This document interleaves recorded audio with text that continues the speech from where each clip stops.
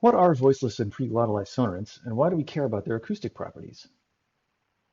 The term sonorant is a cover term that includes nasals, liquids, and glides, so those sounds that are produced with a continuous, non-turbulent airflow in the vocal tract. Therefore, sonorants are typically voiced.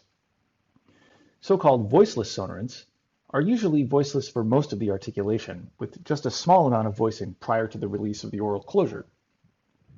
One study has estimated phonologically contrastive voiceless sonorants occur in just around 5% of the world's languages. However, as noted by Blevins, voiceless sonorants are actually rather more common phonetically, occurring quite frequently as allophones of phonologically voiced sonorants in many languages. Here you can see the onset and the vowel of a near minimal pair between a voiced sonorant on the top and a voiceless sonorant on the bottom. In the voiced sonorant at the top, there's a clear nasal portion that's here, followed by the vowel, and in the bottom, you can see the aspiration noise, followed by a very short nasal, that's this piece, and then the vowel. Ma'am. Man. What about preglottalized sonorants? Well, as the name implies, a preglottalized sonorant is a sonorant which is realized with a glottal constriction preceding it. Like voiceless sonorants, these are also quite rare in the world's languages as contrastive segments. Here again are a couple of examples, this time in a carrier phrase, since in absolute initial position, the closure of the preglottalized nasal can't be seen. On the left, we can see a plain voice nasal, so this is the same example we just heard, but now in a carrier phrase. Here you can see there's voicing throughout the closure, whereas on the right, in the preglottalized nasal, there's a long period of silence, followed by a short nasal portion, and then the onset of the vowel and the coda. Ủa chị lau mam ăn clo. Ủa chị lau mon ăn clo. Why do we care about these sounds? Well, at least in East and Southeast Asia, we care about them because it's almost always the laryngeal category, not status as obstruent or sonorant, that predicts how onsets behave in tonogenesis and tone splits. A typical example could be seen in the evolution of Ska Karen, shown here on the left, in which two tones later split into four under the influence of the laryngeal specification of the initial consonant. Modal voice stops and voiced sonorants condition to low register, while preglottalized voice stops, voiceless aspirated and unaspirated stops, and voiceless sonorants condition to high register. Slightly more complex is the example of Dong, the Kredai language shown on the right, where an earlier system of three tones was actually split into three ways based on the type of onset. Preglottalized sonorants and plain voiceless stops conditioned high register tones, voiceless sonorants and aspirated stops conditioned mid-register tones, and then plain voice sonorants, plosives, and fricatives conditioned low register tones.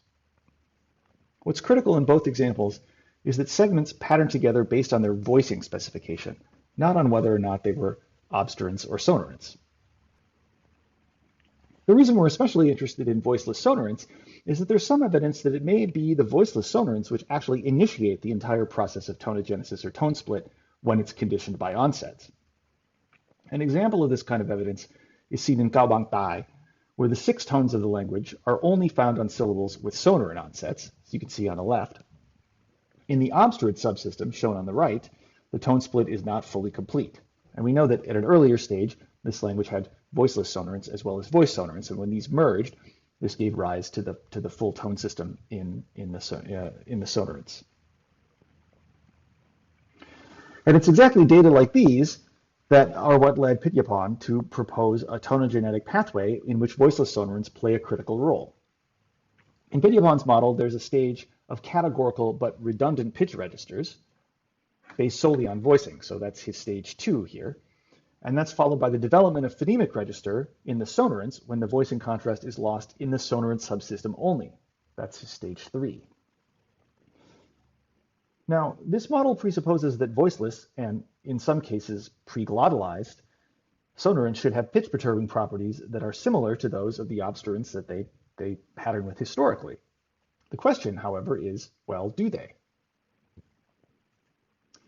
And indeed, there is some evidence that they do. So some previous acoustic studies of voiceless sonorants, primarily in nasals and primarily in Burmese, have found that Fzero is higher following voiceless nasals than following voiced nasals. However, these studies did not compare the Fzero effects of voiced and voiceless sonorants with those of obstruents. They only compared nasals with voiced nasals with voiceless nasals. Furthermore, since Burmese is a tonal language, the magnitude of the Fzero difference may have been attenuated in these studies. What is ideally needed is a non-tonal language, which contrasts voiced, voiceless aspirated, and voiceless unaspirated plosives with voiced, voiceless, and preglottalized sonorants. Fortunately for us, at least one such language exists, and that is Eastern Khmu. Now, the Khmu language is typically divided into two main varieties. So first, there's the phonologically conservative Eastern or Southern varieties. The appellation depends a little bit on the specific author. And these varieties are known to retain a rich initial consonant inventory that includes a voicing opposition for both stops and sonorants. So shown here on the right, we can see the onset inventory for an Eastern Khmu dialect. This is taken from Ann Osborne's excellent 2018 J. Steele's study of the dialect that I'm going to talk more about today. The second major type are the so-called Northern or Western varieties, in which the laryngeal contrast of the initial consonants has been lost and restructured as a contrastive vowel phonation, pitch, or some combination of the two. And these are sometimes called the tonal varieties of Khmu, in which onset Fzero has been phonologized. And these varieties have received a fair amount of attention from phoneticians, but to the best of our knowledge, the voiceless and glottalized sonorants in the Eastern varieties have not been studied acoustically, and that's what I want to talk about for the rest of this presentation. The conservative phonology of Eastern Khmu provides us with a natural laboratory in which we can study how the Fzero difference between the voiced, voiceless, and preglottalized sonorants compares to the magnitude of the pitch difference between the voiced and the voiceless obstruents. Eastern Khmu also affords us, therefore, a rare glimpse into the phonetic structures of a language in a state that may reflect the ancestral state of many of today's, what we know of as today's Southeast Asian tone languages. So the findings I'm going to show you today are based on recordings of a session in which we recorded 24 speakers of an Eastern Khmu variety, Khmu. So we had 14 male and 10 male speakers aged 21 to 69 that we recorded in a village outside Vientiane in Laos in January of 2020. Today, I'm just going to present the data from 20 of those speakers, as 4 of the consultants spoke a slightly different variety. Our master word list had about 100 words, which each speaker produced 4 times, twice in isolation and twice in a carrier phrase. Today, I'm going to focus on a subset of 52 of those items, about half of them, which had a long vowel and one of these 15 onsets. So one of the voiceless plosives, the pre-voiced plosives, the aspirated plosives, and then one of the bilabial or alveolar plain voiceless or preglottalized nasals. We also recorded examples of voiceless laterals and approximants and of the voiceless velar nasal, but these either have short vowels, the words have short vowels, or in the case of the lateral, we couldn't find a suitable lexical item with the corresponding voiced onset, so we're just going to focus on these. In total, we ended up with between about 120 and 1,000 tokens of each onset type. And we were incredibly lucky to be able to record in a recording booth in the village, which was absolutely luxurious and resulted in very high quality recordings. In the interest of time, I'm just going to move straight to the results. And today I'm going to talk about 3 kinds of measurements that are particularly relevant to our understanding of how these segments behave in tonogenesis and tone splits. So for the obstruents, the VOT distributions and the voicing profiles of the pre-voiced plosives. For the sonorants, which here we focus just on the nasals, the closure duration and the nasal closure duration ratio. And then finally, I'll talk about the Fzero profiles. So first, here's the VOT distributions, and we're showing the voice onset time here by place of articulation. And these look quite standard for a 3-way language, particularly if you're familiar with Thai or Lao. But note that some of the voiced plosives have both closure voicing and a very short voice lag. So you can see a little bit, the green is the voiced, pre-voiced, phonologically voiced plosives, and there's a little bit of green in each of those in the positive VOT region, and that's because many of these sounds have both closure voicing and short voice lag. And of note is when they do have lag, it's comparable in duration to that of the voiceless unaspirated plosives, as you can see down here at the bottom.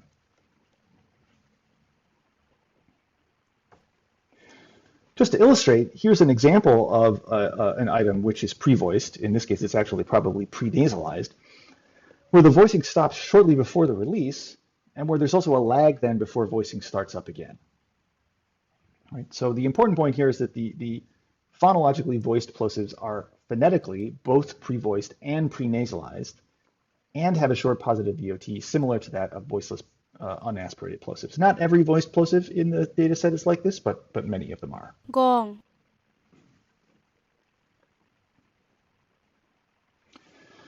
On this slide now, we see the closure voicing ratio, that is, the duration of the voiced portion of the voiced plosive divided by the total closure duration for males and females in both carrier phrase and in isolation context. Now, when the voiced plosives are devoiced, it tends to be the last 10 to 30% of the closure that is voiceless. Another thing to note here is that females that are shown in yellow tend to devoice a bit more often than males do. Males never devoiced in the bilabial tokens in our sample, for instance. The context, whether it was isolation or carrier phrase, doesn't seem to have a large effect. The devoicing rates seem to be about the same for both contexts. Now, before discussing the duration measurements for the voiceless and preglottalized nasals, it's important to keep in mind, say a little bit about how we actually segmented these sounds. So first, for the preglottalized nasals, so there's an example here on the left, we can only talk about the proportion of the closure that is nasalized in the carrier phrase items, since we have no way of telling where the closure begins at absolute initial position. And for the voiceless nasals and carrier phrase contexts, like the example shown on the right, we ignored the voice bleed, if any, from the preceding sonorant. That's not to say that there isn't any bleed. In fact, as in this example here, there often was. But for today, I just want to focus on the duration of the clearly nasalized portion relative to the entirety of the closure. So this is what we segmented as the closure duration in these kinds of examples, from the offset of the preceding vowel to the vowel of the target word. And then the nasal portion is the portion that we're focusing on, not necessarily the portion of the closure that was voiced. That was the preglottalized, and this is the voiceless. With that in mind, we can turn to look at this plot showing the duration in milliseconds of the oral closure phase of the sonorants, as well as the duration of that proportion of the closure that was judged to be a nasal, as just discussed. So here you can see that the voiceless nasals, which are shown here on the left, the plain voiced in the middle, and then the preglottalized on the right. Since there weren't any major differences between genders in this plot, and in the following we'll pool over both males and females. So the main takeaway here is that the voiceless nasals have a much longer closure duration than the voiced nasals do. But the proportion of that closure, which is actually a nasal, is actually quite short. So that's the purple box plots down here.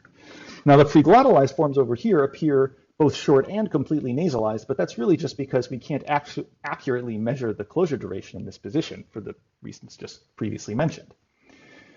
If we look at these in the carrier phrase context, however, we can see that the preglottalized and the voiceless nasals have fairly similar closure durations, but that the nasalization portions of the preglottalized nasal is, again here, relatively short, around a third or less of the total duration of the closure.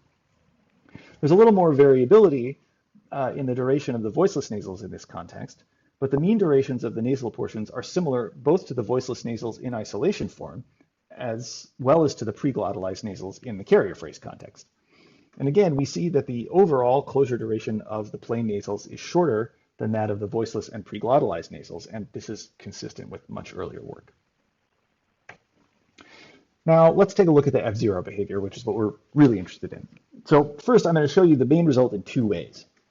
So this plot shows Fzero plotted over the onset and vowel of the target syllable in normalized time, averaged over all the participants by manner and by context. So the context is the columns and the manners are the rows. Now keep in mind that this is normalized time, so the closure phase looks as long as the open phase does, but they're not actually the same. The normalization kind of distorts our perspective since the trajectories on the left side of the bold line, that's the point of closure release, are stretched relative to those on the right. But with that in mind, we can see a few trends quite clearly here. The first is that the voiceless nasals in yellow have a clearly higher Fzero target than the voiced nasals. The second is that, at least in isolation, The preglottalized sonorants, in blue, seem to have an F0 profile in between that of the voiced and voiceless nasals. And third, for the obstruents on the bottom row, F0 falls dramatically during the closure, and then after the release, we see a hierarchy whereby the aspirates in purple have the highest F0, followed by the plain voiceless in yellow, and then the pre-voiced in green. Here's another view of those same data where we plot the two manners on top of one another using line type to distinguish them. So here, to make things a little clearer, we're just looking at the latter half of the nasal and the first half of the following vowel. Although this plot's a little tricky to read, I think it serves to highlight two key observations. So first, F0 during and following voiceless nasals is consistently as high as, if not higher than, F0 following the release of voiceless plosives. So those are the voiceless plosives are the dashed yellow lines, and the voiceless nasals are the solid yellow lines. Second, there's a very strong lowering of F0 during the closure phase of the voiced obstruents, up to 2 semitones compared to the F0 of the nasal baseline, which is the solid green line. However, it's important to note that this difference vanishes almost as soon as the closure is released. So as soon as you cross that black line, the difference between the voiced sonorant and the pre-voiced obstruent basically disappears. To make more sense of these patterns, we really need to drill down and look at the data on the individual level, but since I don't have time to do that today, I'm just going to focus on a couple representative cases. Since we're looking at individuals and all the items have rhymes of similar duration, we're now looking at these in absolute time, so you can get a better sense of the relative durations of the pitch contours. So what we can see from this female speaker is that the voiceless nasals have a higher pitch than the other nasals, and they're equivalently, F0 is equivalently high to the voiceless obstruents. In fact, in isolation, they're nearly 2 semitones higher in pitch for the first 50 to 100 milliseconds of the vowel. The preglottalized nasals, on the other hand, behave very much like voiced plosives and voiced nasals, except for having a much shorter sonorous portion, as we saw earlier. But not all speakers are the same in this respect. So here's a 39-year-old male, where we can see that he also raises F0 following voiceless nasals, and his preglottalized nasals condition a similarly high F0. This speaker also illustrates nicely that while the F0 of the voiceless nasal starts at a similar point as its voiced counterpart, it has a distinctly higher target. Now, the existence of these two types of speakers appears to be what gives the impression of the preglottalized sonorants being intermediate when we look at the group average. But actually, it appears that there's really two main groups of speakers, one for whom preglottalized sonorants pattern with the voiceless sonorants and obstruents, and another for whom it patterns with the voiced sonorants and obstruents. To summarize, we've seen that in terms of VOT, this Eastern Khmu dialect looks very much like other three-way languages of the region, and our data are consistent with that of earlier reports, such as that of the work of Lindell and Svanteson and colleagues. Second, our measurements of the durations of the voiced and voiceless nasals are consistent with that of previous work on Burmese, as well as more general cross-linguistic tendencies.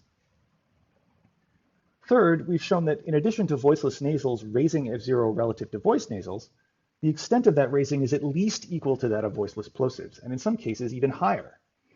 And critically, we've also seen the behavior of the preglottalized nasals with respect to F0 is variable.